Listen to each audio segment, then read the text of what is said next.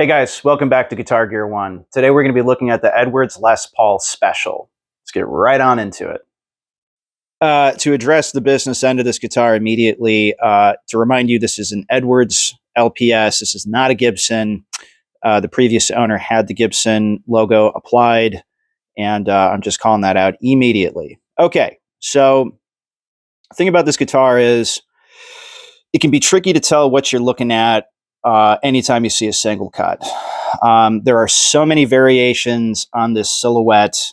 A lot of times you don't exactly know what you're getting into. And so over the years, Gibson has repeatedly issued guitars that are either a faded series or a tribute series or something to let you know that it's a lower cost facsimile of the kind of guitar that everybody's after.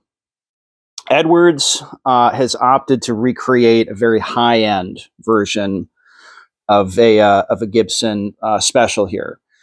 So we do have a nitro finish. I believe it's over poly, which is kind of a weird idea. So from Edwards, you'll see this lacquer taste series, and what that means is a guitar is first finished in polyurethane, and then they apply nitro over the top of that to give it more of a vintage look and feel.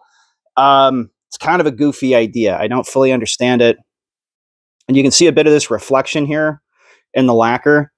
So you will notice this kind of nitro poly mashup situation. But if you look at it, the grain of the mahogany is really nice. I always enjoy kind of an open pore look. I think it, just has a cool vibe to it.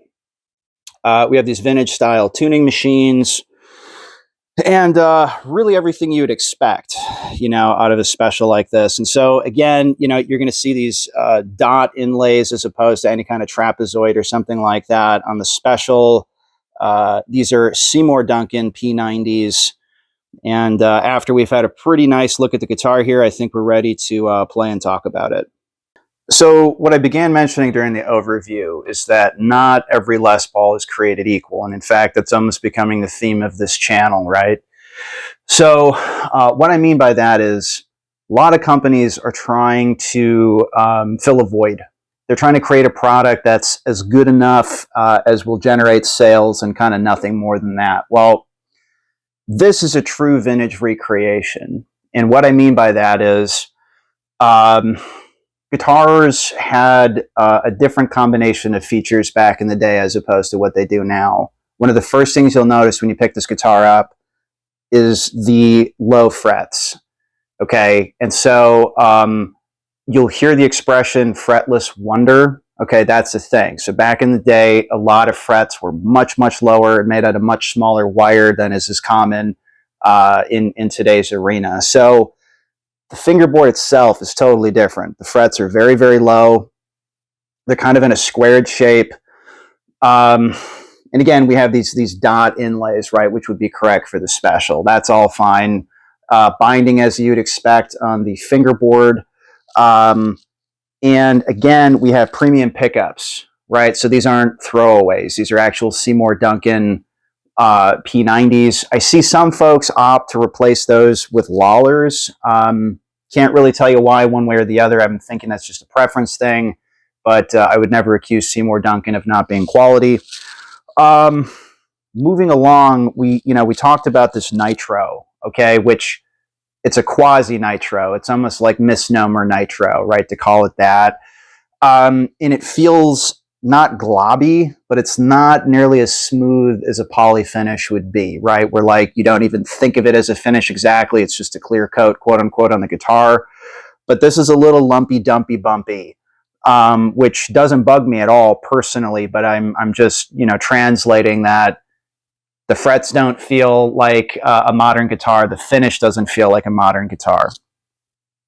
Now, as a guy that plays a lot of single cuts, and I ended up with a big crush on him a couple years ago, which if you follow the channel won't surprise you to hear. But this guitar was actually a gift to me. My father gave me this. Thank you, Dad.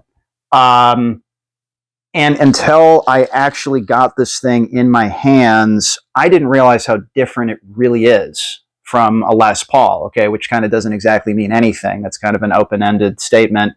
But what I want to point out immediately is this. Check out the bridges.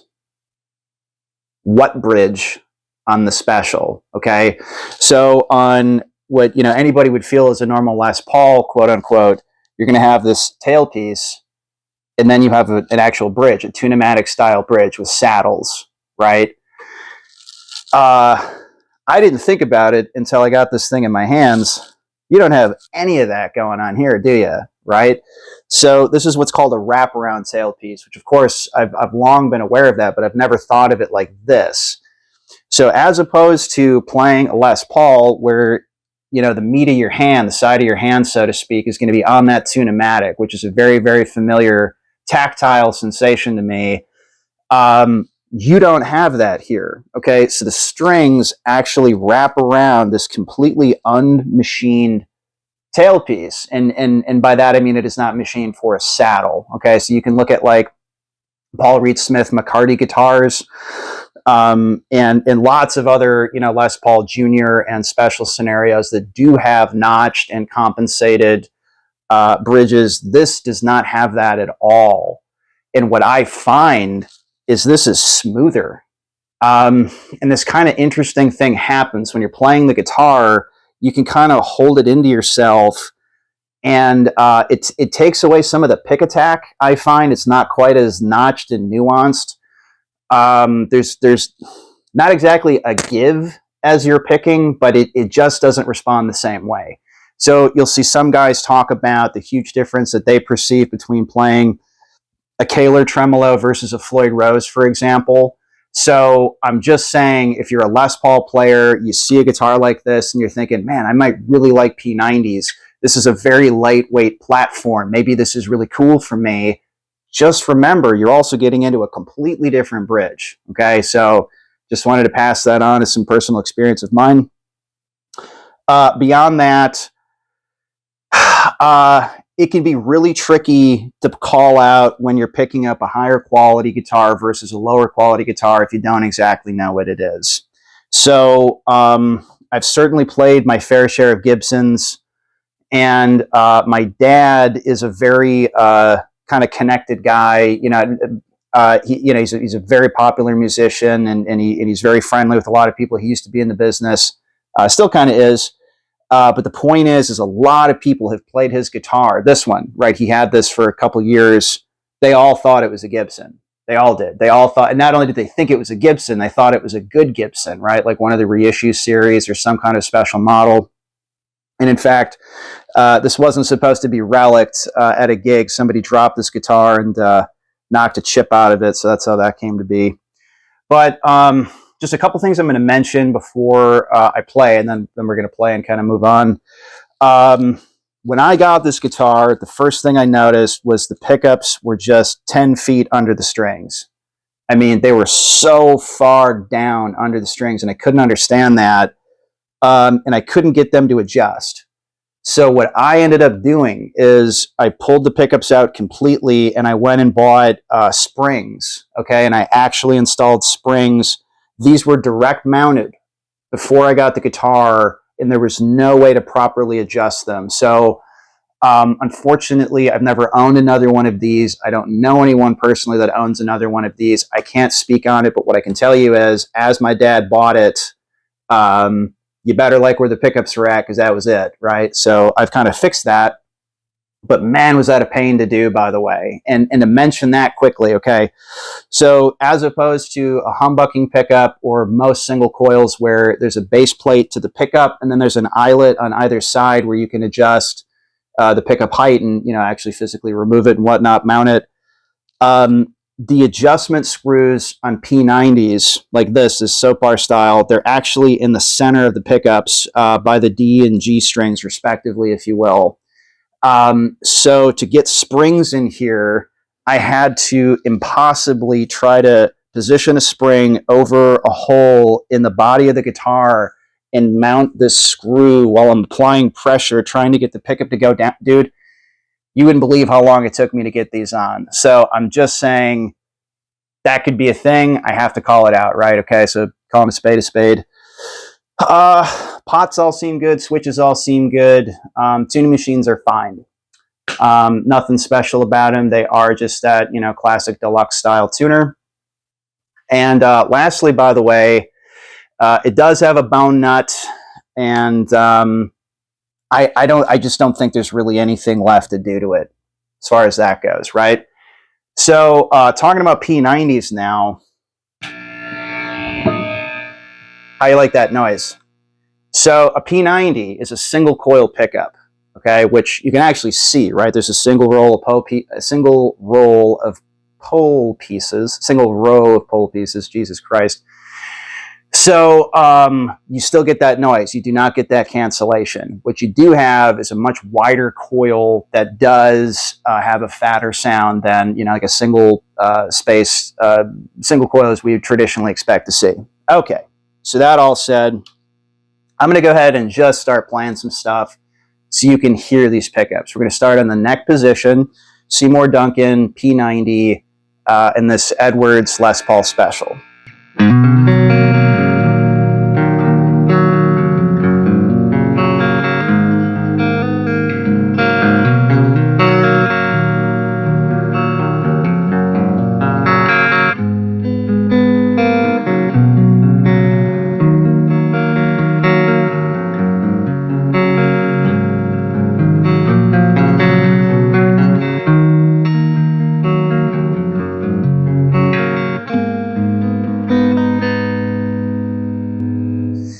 As a player, I'm telling you that I'm trying to be mindful of those lower frets.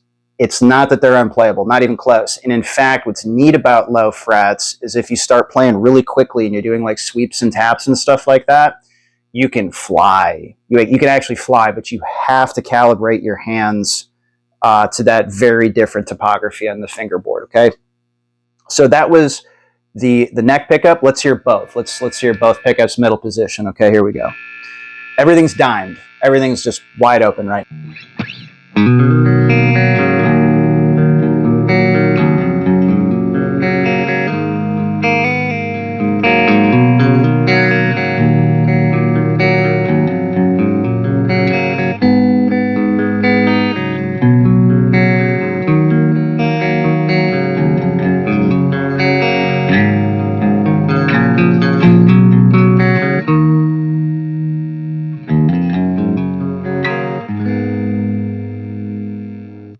So the first thing that I'm noticing, okay, I don't think it's so much because of the P90s themselves. It's the bridge. Because you don't have the strings sitting in this hard-notched steel saddle, it doesn't ring out and sing out and get the attack that it would from a regular tune-o-matic bridge. I find that that inherently rounds over the tone a bit. It backs off some of that high end, and it just feels different. So I'm glad I get to point that out a little bit. Let's go ahead and do that bridge position. And again, I play the same things on the channel all the time because I really want you guys to be able to hear the differences between these guitars and to not get lost in different melodies and fancy things that I'm doing.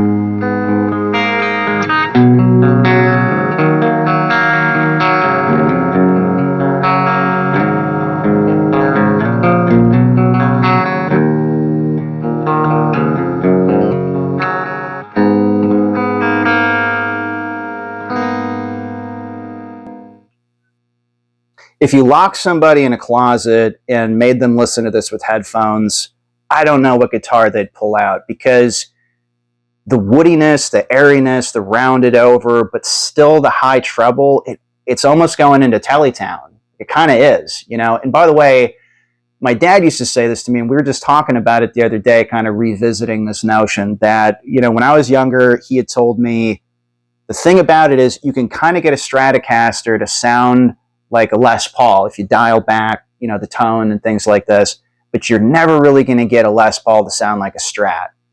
Well, but the funny thing is this one can kind of do an impression of a Tele.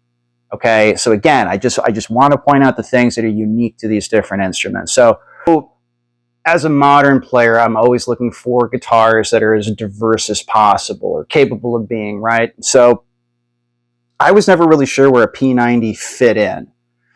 So you'll see bands like Social Distortion and I don't know who else to pick on, but they play P90 equipped guitars and they get a sound that I don't think you would have called it out, like from a distance where you would have heard a recording and said, ah, you know what, that's a P90. So for the sake of just kind of toying around with these, let's see what happens when we throw it in front of some modern high gain. And again, here's one of my own pieces that we can compare it against with other models.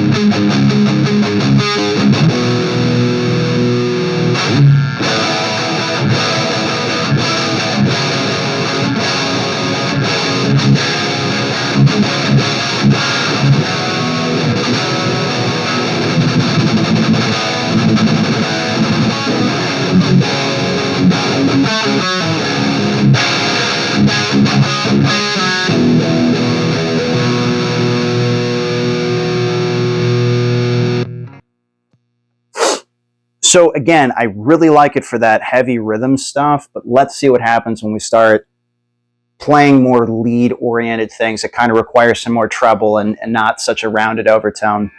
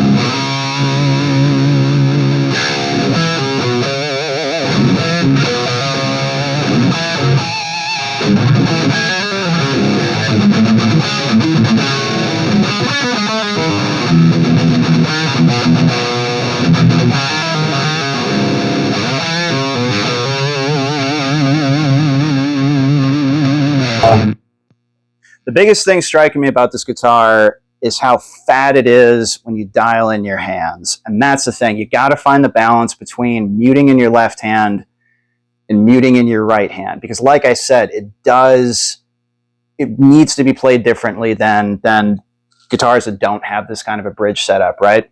So the thing is, a lot of guitars, everybody has them. Everybody has kind of played out so many looks and styles, and it can be hard to be yourself. It can be hard to be kind of unique. So depending on what genre of music you're most into, a guitar like this might really set you apart visually. It might elicit some creative stuff that other guitars may not have, and you can probably afford this one. That's what's cool about it. So again, this is the Edwards Les Paul Special. Check one out if you get a chance. They're pretty cool. Thanks for coming back to Guitar Gear 1. Hope to see you again soon.